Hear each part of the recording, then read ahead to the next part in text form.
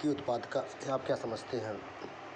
किसी क्षेत्र में स्वपोषित प्राथमिक उत्पादक हरे पौधों द्वारा प्रति इकाई क्षेत्र में प्रति इकाई समय में सकल संचित ऊर्जा की मात्रा को पारिस्थितिकी उत्पादकता कहा जाता है। जैव भू रासायनिक चक्र से आप क्या समझते हैं? पारिस्थितिकी तंत्र में पोषक तत्वों का प्रवाह निर्धारित होता है। इसे सामान्यतः जैव भू रासायनिक चक्रीकरण कहते हैं। प्रकाश संश्लेषण, श्वसन, जैव पदार्थ का अपक्षय एवं ज्वालामुखी क्रियाओं में से कौन सी क्रियाएं पृथ्वी के कार्बन चक्र में कार्बन डाइऑक्साइड जोड़ती हैं? उत्तर है श्वसन, जैव पदार्थ का अपघटन एवं ज्वालामुखी क्रियाएं। प्रकाश संश्लेषण एवं चट्टानों के अपक्षय आदि प्रक्रियाओं के फलस्वरूप CO2 वायुमंडल से कम हो जाती है। पारतंत्र उत्पादकता के संदर्भ में समुद्री उत्प्रवाह क्षेत्र क्यों महत्वपूर्ण होता है? उत्तर समुद्री उत्प्रवाह द्वारा समुद्र की सतह पर विद्यमान गर्म पोषक रहित जल को सघन ठंडे तथा पोषक तत्वों से परिपूर्ण जल द्वारा स्थानांतरित कर दिया जाता है। नाइट्रोजन चक्र। नाइट्रोजन पौधों व जंतुओं दोनों के लिए ही एक महत्वपूर्ण पोषक तत्व है। इसका उपयोग एमिनो अम्लों, प्रोटीन, एंजाइम, नाइट्रोजनी क्षारों, हाइड्रोजन ग्राही न्यूक्लिक अम्लों, ATP, प्रकाश संश्लेषी वर्णकों, साइटोक्रोम, फाइटोक्रोम, विटामिन, वृद्धि हार्मोन व एल्केलाइड आदि के निर्माण में होता है। पौधे नाइट्रोजन को सामान्यतः मृदा से ही नाइट्रेट के रूप में अपनी जड़ों द्वारा अवशोषित कर लेते हैं।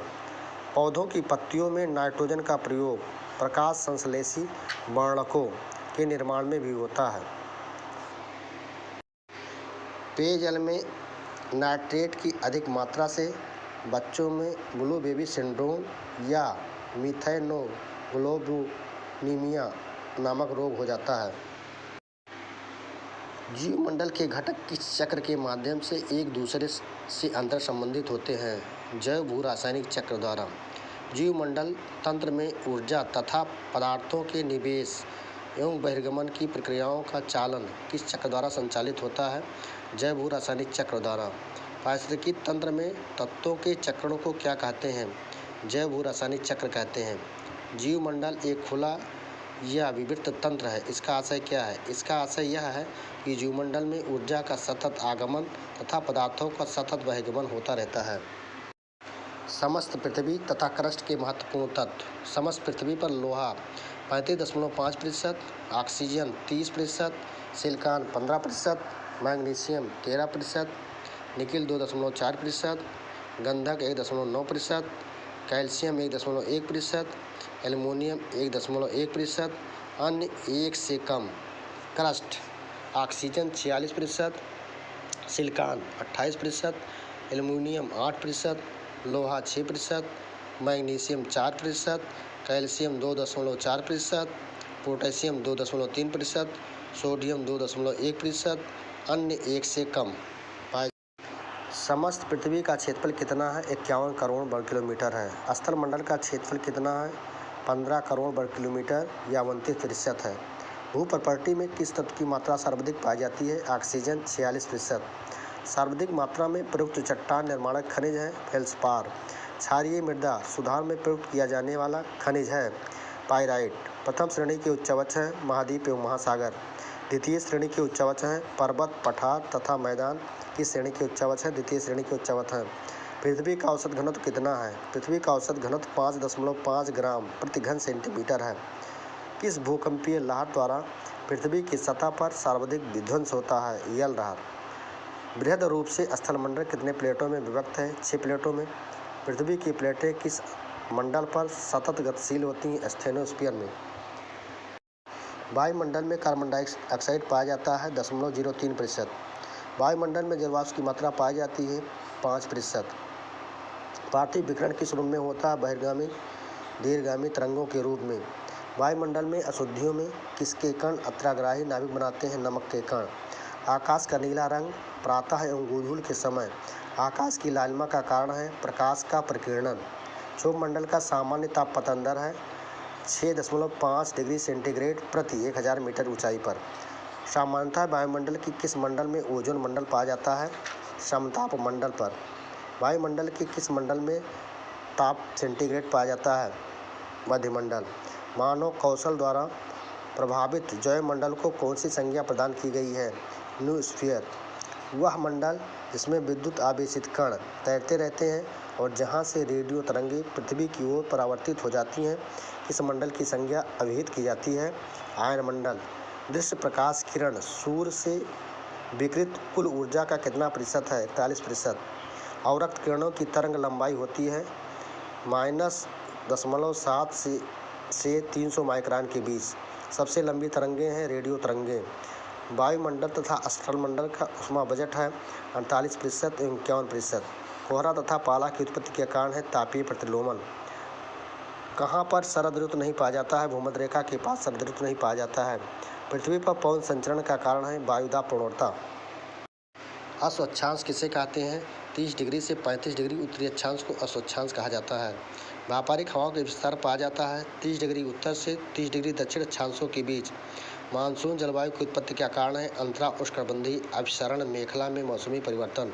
चिकसी साठा क्या है? 60 डिग्री दक्षिण अक्षांश की तूफानी पछुआ पवन को चिकसी साठा कहा जाता है। चिनूक तथा फान कहाँ की स्थानीय हवा है? चिनूक रागिज पर्वत की पूर्वी ढाल अमेरिका एवं फान फ्रांस की हवा है। किस बादल के आगमन पर चंद्रमा तथा सूर्य के चारों ओर प्रभामंडल का निर्माण होता है? 50 स्तरीय मेघ में। विश्व की अधिकांश वर्षा किस प्रकार की होती है? पर्वतीय वर्षा। संसार का सर्वाधिक गतिक एवं विध्वंसक तूफान है टॉर्नेडो, जो यूएसए में पाया जाता है। महासागर की औसत लवणता होती है 35,000 प्रति ग्राम। महासागर की लवणता का प्रमुख कारण है सोडियम क्लोराइड। संसार की सर्वाधिक लवणता वाली झील है टर्की की वान झील। चूना तथा सिल्का प्रधान ऊँज है टोरोपाड एवं रेडियोलेरियन। सागर तली में रहने वाले जीवों को कहते हैं बेंथम। सामान्यतः सागरीय जल की सतह का औसत तापमान होता है 26 डिग्री सेंटीग्रेड से 80 डिग्री फ़ारेनहाइट। उच्च ज्वार महीने में कितने बार और कब आता है? 2 बार। उच्च ज्वार 2 बार अमावस्या तथा पूर्णमासी के समय आता है। निम्न ज्वार कब आता है? प्रत्येक पक्ष की अष्टमी को। कैलिफोर्निया, क्यूराइल, कनारी और लेब्राडोर की धाराएं किस स्वभाव की धाराएं हैं? ये सभी धाराएं ठंडी धाराएं हैं। एल नीनो पूर्वी ऑस्ट्रेलिया, क्यूरोसिया, फ्लोरिडा एवं गल्फ स्ट्रीम किस स्वभाव की धाराएं हैं? ये गर्म धाराएं हैं। पुरानी जलोढ़ मृदा को कौन सी संज्ञा प्रदान की गई है? बागर। पौधे की जात, उनकी संरचना एवं वृद्धि निर्भर करती है पर्यावरण के भौतिक एवं जैविक कारकों के अंतर संबंध पर निर्भर करती है। सागरीय जल के लवण sodium chloride 77.8%, magnesium chloride 10.9%, magnesium sulphate 4.7%, calcium sulphate 3.6%, potassium sulphate 2.5%, calcium carbonate 0.3%, magnesium bromide 0.2% है। जीवोम किसे कहते हैं? समस्त वनस्पतियों एवं प्राणियों के सम्मिलित रूप से सृजित पारिस्थितिकी को जीवोम कहा जाता है। जीवों को प्रभावित करने वाले कारक कौन हैं? जीवों को प्रभावित करने वाले कारक नवीन पर्यावरण के साथ वनस्पतियों तथा प्राणी समायोजन करते हैं, पर इसमें कुछ को सफलता मिलती है तथा कुछ को नष्ट हो जाती है। अतीत से वर्तमान तक अनेक बार जलवायु की परिवर्तनकारी घटनाएं घटित हो चुकी हैं और यह प्रक्रिया अत्यंत धीमी गति से जारी है। इसका प्रभाव प्रत्यक्ष बायोम के अस्तित्व पर पड़ता है। अन्य प्राकृतिक घटनाएं यथा ज्वालामुखी, भूकंप, सागर तल का उत्थान, भूस्खलन, पर्वत निर्माण आज जीवों के अस्तित्व को प्रभावित करती हैं। बायोम के प्रकार बायोम मुख्यतः 2 प्रकार की होती हैं, स्थलीय बायोम, जलीय बायोम। स्थलीय बायोम मुख्यतः 4 प्रकार की होती हैं, वनीय बायोम, घास बायोम, टुंड्रा बायोम, मरुस्थलीय बायोम। वनीय बायोम 4 प्रकार के होते हैं, विषुवतीय वन बायोम, मानसूनी वन बायोम, रोमसागरीय वन बायोम, टैगा या कोणधारी वन बायोम। जलीय बायोम मुख्यतः 3 प्रकार के होते हैं, सागरीय बायोम, संक्रमणकालीन बायोम, अलवणीय या स्वच्छ जल बायोम। सागरीय बायोम मुख्यतः 3 प्रकार के हैं, खुला समुद्र, प्रवाल भित्ति, तटरेखा, बैरियर द्वीप। संक्रमणकालीन बायोम मुख्यतः 3 प्रकार के हैं, आर्द्रभूमि, कच्छ या मैंग्रोव, ज्वारनदमुख। अलवणीय बायोम जो है मुख्यतः 2 प्रकार के होते हैं, स्थिर जल, तालाब, झील आदि, बहाव जल, नदियाँ, झरने इत्यादि।